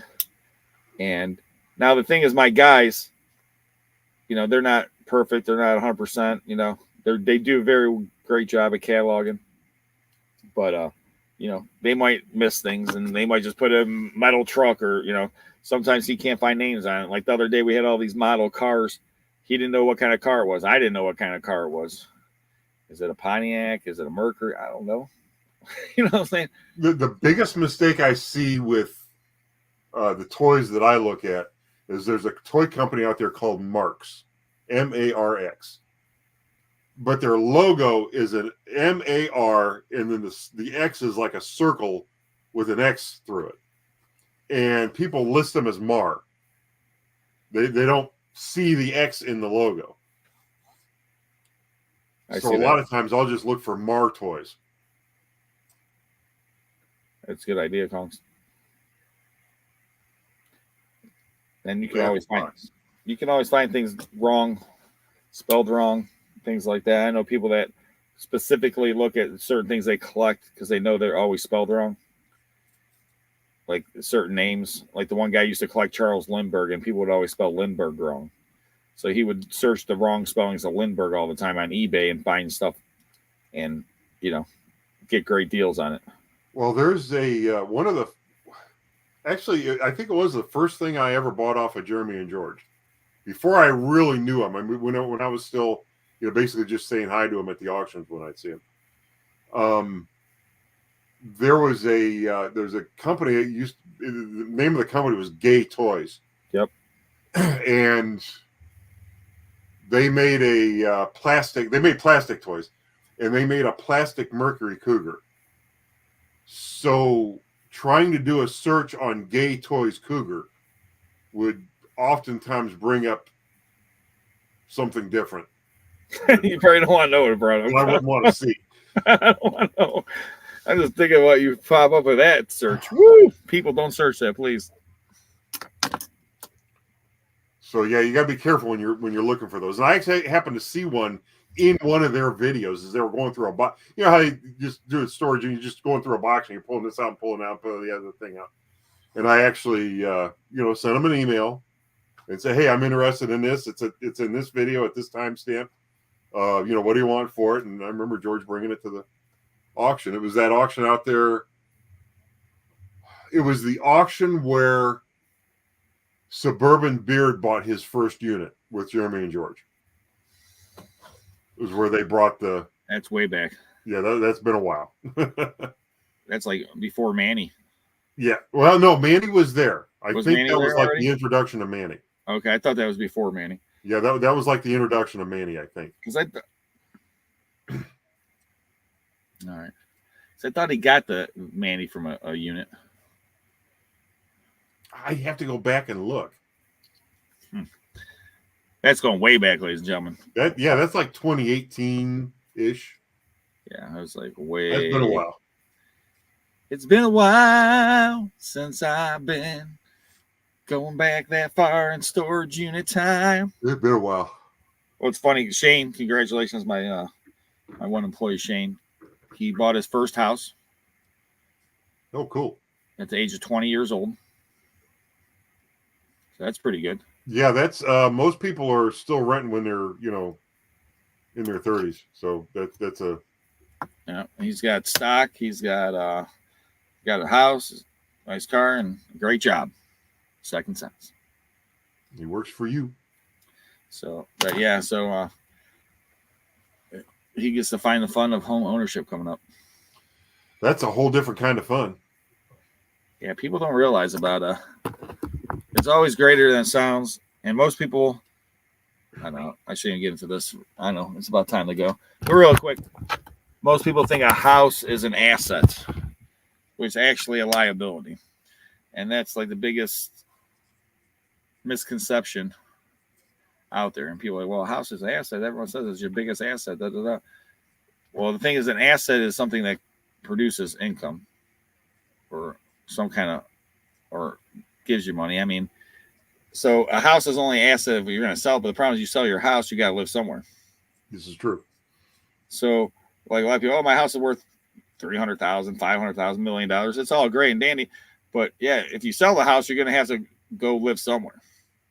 So you either have to replace the house with a portion of that money, or you're going to have to rent for the remainder of that time, and then that adds up over that time frame. So the asset part is like, So it's good to have property and rental property, and people argue. I've had financial advisors tell you both ways is better to rent and better to own.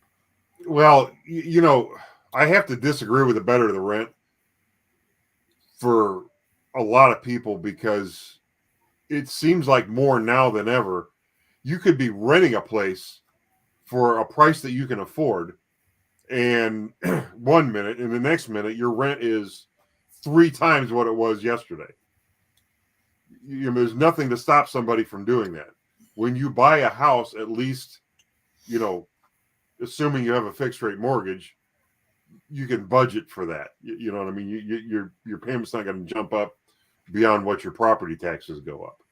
Right. Or your insurance. Or insurance, yeah. Because people say I have a fixed rate mortgage, but then all of a sudden their mortgage payment goes up $150, and they go, "How is this possible?" "Oh, your insurance and your taxes just went up." Oh, yeah. So yeah, the house. It's nice to have the house, and I'm with Conky. I mean, to me, I rather own the piece of property. I tell everyone, like a business, if you're going to own a business, wherever your business is, if you're not running it out of your own property, then buy it. If you have to have a building, try to buy a building. Even an example is that you buy a building for $100,000, you operate 10 years in that building, and then you sell the building for $100,000. Well, people are like, "Well, you didn't make any money." Yeah, but you didn't lose any money either over that time frame. Where if you rented for $1,000 a month for 10 years, that's $120,000. Yeah. So, well, I was told that I was crazy for buying the schoolhouse. Well, of course, over and over and over told me I was crazy and nuts for buying my building. Yeah. I remember my dad told me I was stupid. Yep. Oh yeah, everyone's like, "Oh, no one's gonna come to an auction in Cleveland." They told me, "Conky, why would you ever buy that building? And the neighborhood's so bad, all this other stuff." And now everyone wants to buy my building. It's funny. And the best financial decision I've ever made in my life was buying that building, by far. By far, it's gone up over tenfold for what I paid for it. I operate my business out of it.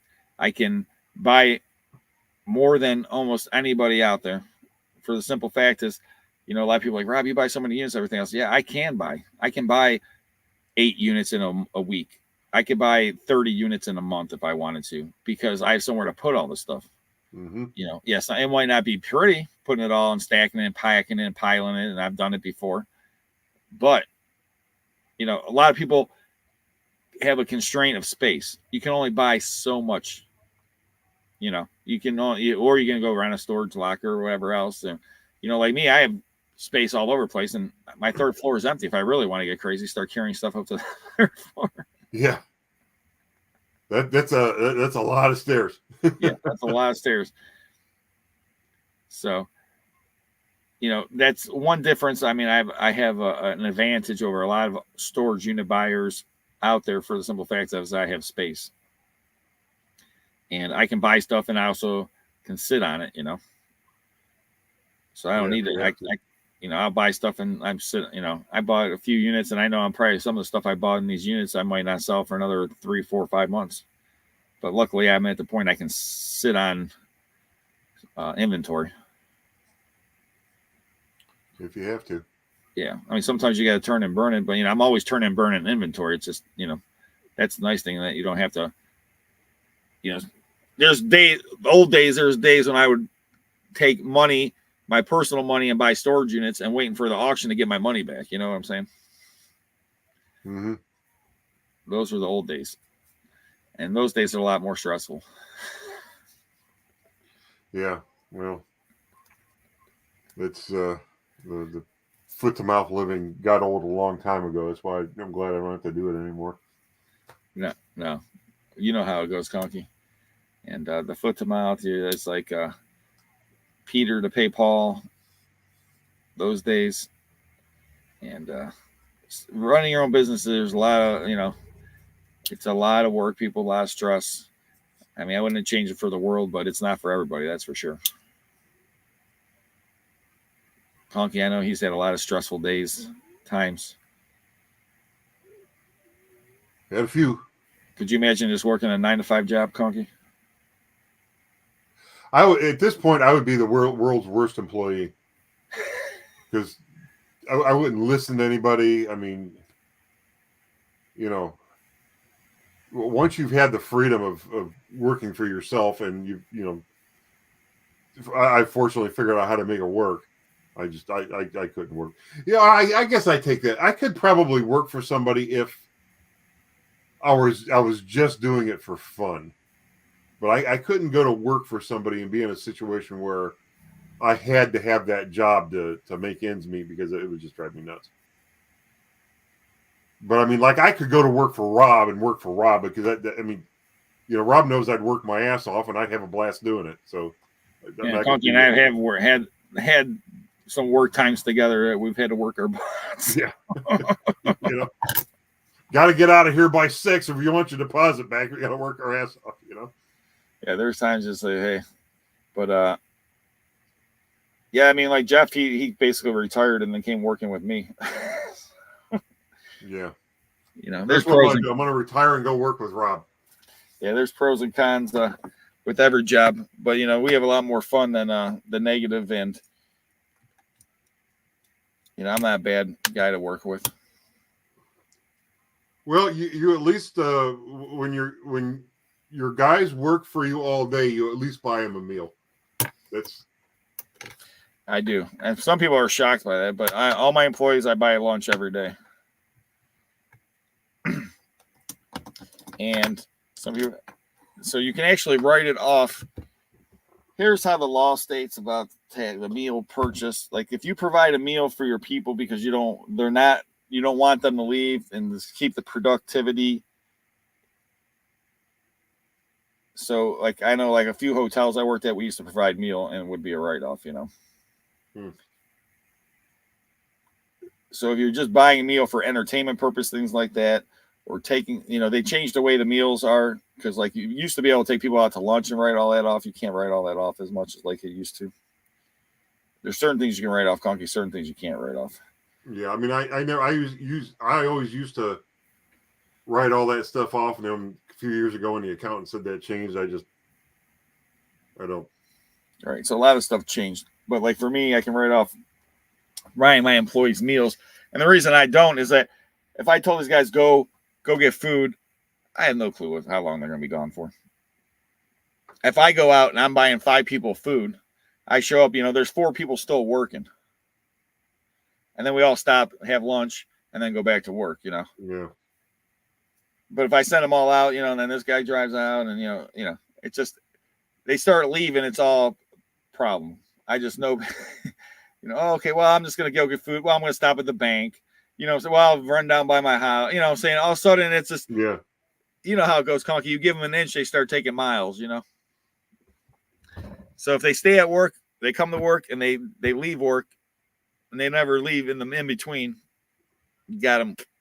Yeah, well, they get done earlier and, they can go home that much earlier. And their productivity, they're going to be productive. Like I said, they go drive off and go get food, the next thing let me go get gas in my car. I'll stop at the bank, so that half hour turns into an hour.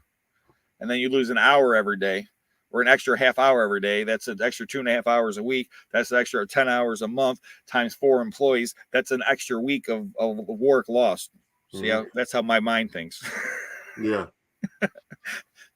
See, a lot of people don't think like that. That's how I add it up. Boom, boom, boom, boom. The next thing I know, I got a whole week lost of work because these guys are all going out getting lunch. Like somebody's on vacation all week. Yeah.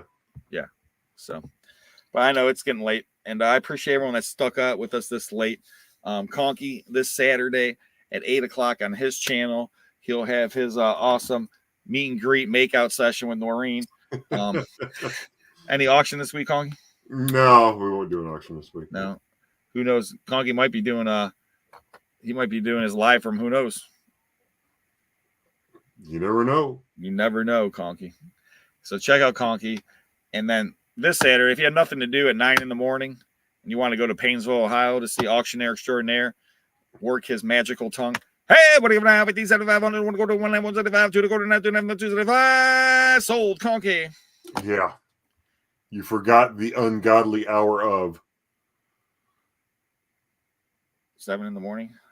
Well, that's that's early to wake up to go to an auction for me. Yeah, I to agree. get up at 7. But you gotta admit, it's also nice when it's over because it's early still. Yeah, it's usually over by 10:30, and then if anybody bought anything, can have their fun with it. Start going through it. The last auction, the last unit I bought there, I had to rush out to look at a property, and I get there and there's this huge crack in the foundation you could throw a dog through, and it's like, why did I could have hung out at the auction and not run all the way down here. Why didn't you just tell me the basement was gonna break in half? I wouldn't have bothered coming. I told that to Jeff the other day. I remember it was a while back ago. He was like, "Man, I can't believe it's 12 hours." I said, "What are you complaining about? That's only a half a day. I mean, 12 hours? Jeez." Get the whole other half. Yeah, you work a half a day and you want oh man. I mean, half day. I mean, everyone work a half a day. This reminds me, my dad was a steel worker and instrument repairman, so he was just basically on call. But someone had to always be there on call. So there would be times he'd work crazy. I remember the one kid goes to my dad, "What's the most hours you ever worked in a day?" My dad's like 24, and the kid's like, "Oh, my dad's worked more." And my dad's like, "Well, there's only 24 hours in a day." Yeah. He's like, "The most I ever worked was 37 or something straight." In a row, yeah. And just imagine working in a steel union, 37 hours straight, Conky. You know what that paycheck looks like? My dad worked for Goodyear. He was an electrician, and he would get what they called an uninterrupted lunch. So if he was 59 minutes into his lunch and somebody said, "Oh, you got to come do this," he'd go do it. Then he'd get another hour. That was cool. I don't know how often that happened, but that was that was a union in the 70s, the 60s and 70s, man. That was. Yeah, there's a lot of things about working for the companies, especially when they commit for art. I can see that. The thing was, I was in management. I seen all kind of people get let go that worked for a company 10, 15, 20 years. They had some bad quarters in a row and things like that. And that's when I realized that they don't care. And then of the day, they don't care about you. It's all about the bottom line. It's about the dollar. It's about, let me save my job. The one time I had a gentleman almost got me fired because he was trying to save his job. So he put all the blame on me to the point I had to call corporate, and they came in and had to do an investigation. And you want to talk about awkward? This guy's my boss, and I'm the second in command and running a hotel with, hundreds of employees, and they're doing this investigation, interviewing everybody, and then they determine that, Rob's right, and this guy is the one why, and but they didn't do anything. They didn't discipline him. He didn't get in trouble or nothing. You know what I'm saying? And at the end of the day, so I ended up leaving the company, but it's just like, that's one reason I left the company. It was like, I almost got, this guy almost got me fired, terminated, because he was trying to save his job, I'm just like, he's like, passed the buck on me. And I'm like, wait, no. Because the food cost was out of control. And I said, it ain't my fault. I said, you want to see why food cost is in control? I'll tell you exactly why. And I told them, they came and investigated, and they're like, oh, Rob's right. This is why the food cost is out of control, because he's spending money like nothing. And there's if you buy food and no one's paying money for the food, that's 100% food cost. Your food cost is going to go up real quick. What was he doing? Was he just going bad and going to waste, or was he taking it home? No, what he's doing is he was doing all this, like putting all this high. He was trying to get higher scores, okay? Because in the company, they were really big on like your guest satisfaction scores and your event satisfaction scores and this score and this score and this score. And all those scores added together, you could get up to 50% of your salary in bonus, Conky. Okay. So if you're making $80,000, $100,000 a year and you can get 50%, that's a big bonus, right? Yeah. And one year I get a 50% bonus, Conky. I could tell you what, after the government touched it, it wasn't even close to 50%. Like you might as well not got it at all, right? Yeah, I know. They took 50% of my 50% bonus, literally. So, but you know, and I saw the corporate environment, and everything else, and I was just like, this, you know. And then I ended up getting laid off from a job, and that's when I said I'm going to start my own business. I cannot put my family's life in somebody else's hands. I had no control over it. And like I said, you know, and yeah, you can go get another job and everything else, but you go work for a company, you put your blood, sweat, and tears, and then they mess with you and screw you over and let you go or whatever else. And it's just like, and like my boss told me the one time, Rob, I don't care what you did for me yesterday, it's what you did for me today. I'll tell you, you will never get paid what you could make if you work for yourself is harder than you work for somebody else. So why do it? You know, they'll always treat you like dirt. The corporate life, you know what I mean? Yeah, the corporate life is like a little family business is like, you know, I've seen how Rob treats his people. He treats them good. I've seen how Jeremy treats his people. You know, why do you think people stick around? You know, but you got to treat people good and everything else. And, you know, my guys, it's like my one guy hurt his back, everything else, and he couldn't make it to work for a week. And I paid him. I did not pay him because he didn't come to work for a week. But if that happened at a regular job, he wouldn't have got paid that week. No, he had to go. He would have either had to take vacation time or go on workman's comp, some sort of short-term disability. Yeah, well, it didn't happen at work, so he couldn't get workman's comp. So. Oh, okay, yeah. Well, yeah, but yeah, you can't get. I just thought about, yeah, you can get work. I was like, wait, you have to get hurt at work to collect workman's comp. Yeah, he did not get hurt at work. He hurt his back. I forgot moving something stupid. You know, it was not like a couch or anything. See, Bonnie right here, I had 39 years in my workplace and they let me go, you know, and that's the kind of stuff that just kills me. Well, the loyalty anymore is just horrible. My guess is that Bonnie is from a generation where it was acceptable to be loyal to your employer. You're supposed to be. And it was probably even expected. Now it's not. It's just not the way it is now. And that's kind of a culture shock for, yeah. You know. My dad was from that culture. I remember when I had this job when I got out of college, I got a job in the hotel in Cleveland, and I started as a manager in training. I worked my way up, won manager of the year, multiple positions. My dad's like, "Oh, this is awesome." Then I went to go to this other job, and he's like, "Oh, you shouldn't leave." I'm like, "Well, Dad, I got to leave. I'm going to make $20,000 more a year." Da, da, da. Oh no, you shouldn't leave the job. But he only worked for one company. You know, he worked for LTV Steel his whole life. You know, so for him, you know, in that mindset, though, you wouldn't leave companies. You'd always work. You know, you find a good company, stay with them for, you know, like your dad, Conky, he worked there and retired. You know, yep. My dad worked there, retired. Jeff's dad worked at he worked for Fisher Body and retired, and that's what you did. You get a good job, you sat there, you worked there and retired, and the company took care of you. But those days are long gone. You know, actually, something kind of funny about my dad that not a lot of people know. My dad went to Cornell University. Oh, nice. And when he graduated, he became a surgeon. He was interning at it was a local hospital. It wasn't in New York when he met my mom. And something happened to where he wasn't a surgeon anymore. He wound up going to work for Goodyear as an electrician. Huh. And if I were to tell you something about if I were to sit here and talk about my father and say, yeah, he went to Cornell, he graduated, he was a surgeon, and then he retired from Goodyear as an electrician, you'd think I was crazy. Just saying that out loud, but that's what happened. Interesting. I almost went to Cornell, Conky. My good friend, he actually ended up going to Cornell. Did they for the culinary school? Well, they have they have like the #1 hospitality program in the United States. So, right. And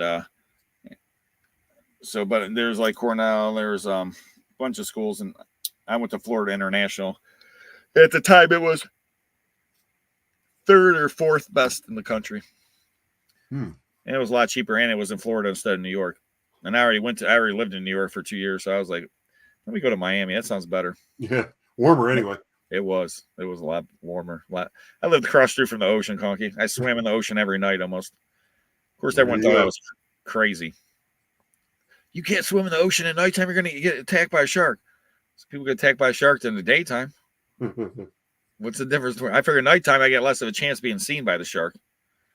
Hey, we showed those sharks to his boss when we were down there. Oh my gosh. I always show people that. I was like, yeah, because people are like, oh, you go fishing. I'm like, well, shark fishing.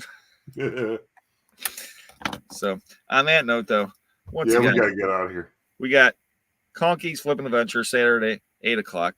Jeremy's Fun Day, Sunday at 8 o'clock. Guapo Auctions, Tuesday. And then, of course, my auctions every Saturday, 1 o'clock. We got storage auctions this weekend. Check out www.secondsense.com. Tons of great auctions out there. All the information you need. We ship everywhere in the world, so anywhere you are, you can buy stuff. You see stuff in the videos. If I didn't keep it for myself or one of my guys didn't take it, it's going to be in the auction. And sometimes I take things for myself. I'm a collector, ladies and gentlemen. That's why I do this. But we do appreciate everyone checking us out tonight. We got a lot of prayers to do. You want to pray, Conky? You want me? I'll let you do it. All right. Dear Lord, once again, thank you for bringing us all together in your name. We appreciate all the blessings you've bestowed upon us. And tonight we want to pray for everyone that's out there in the chat watching, any special intentions they may have, anyone or themselves that may need your blessings. They might be going through anything mentally, physically, emotionally. Just heal them, Lord. And hopefully just give us the opportunity to make their lives a little bit better. And, you know, all the stuff that's going on with what the Hales down there, just let this craziness end. Let you just come into the minds of the ones that are doing the judging down there and get everything just taken care of. Also, the people that passed away, I have a special gentleman that he passed away, a close friend of mine, came to my auctions for years. I did a video on him. I call him the king of collecting. Mr. Hahn passed away. So God bless his soul.